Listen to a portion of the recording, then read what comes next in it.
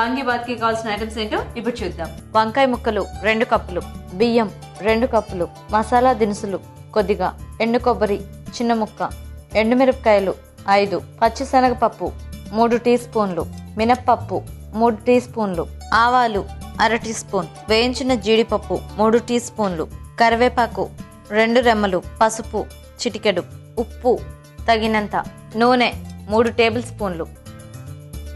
Oil కొంచెం heat అవ్వాలండి. Okay. తర్వాత ఇది పౌడరు శనగబేడలు, ఉద్దిబేడలు, కొబ్బెర, ఎండుమిర్చి, మరాఠీ మొగ్గ, చెక్క, లవంగము అన్ని వేయించుకొనేసి పౌడర్ కొట్టి ఉంచుకోవాలండి. ఆయిల్ వేడెక్కేసానండి. ఆవాలు వేసుకోవాలి ఫస్ట్, కొద్దిగా శనగపప్పు వేయాలండి, కొద్దిగా ఉద్దిబేడలు. సో మినపప్పుని ఉద్దిపప్పు అంటారా? ఇక్కడ ఉద్దిపప్పు అంటారండి మీరు. ఎండుమిర్చి, కరివేపాకు,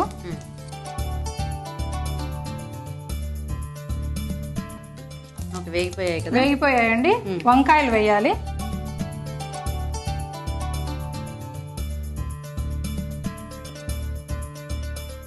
కొద్దిగా సాల్ట్, చిటికెడు పసుపు. ఇది మూత పెట్టేసి మగ్గనిద్దామండి కాసేపు. ఓకే. ఇప్పుడు ఈ గ్రైండ్ చేసుకున్నాం కదండి పౌడరు, ఇది వేద్దాము. కొద్దిగా సాల్ట్ సరిపడా వేసుకోవాలండి. సాల్ట్ ఇందాక ముక్కల్లో వేసారు కదా, అంతే. సో మరి రైస్కి సరిపడా ఇప్పుడు కొంచెం వేసారా?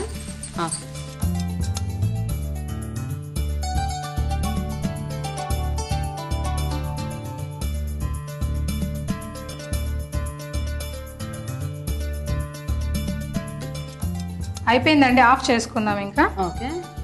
చివరిగా జీడిపప్పు వేయించి పెట్టుకున్నాం కదా, అది వేసేద్దామండి. అయిపోయిందండి, రెడీ అండి. ఓకేనండి, మరి వేడివేడిగా వాంగీబాత్ రెడీ.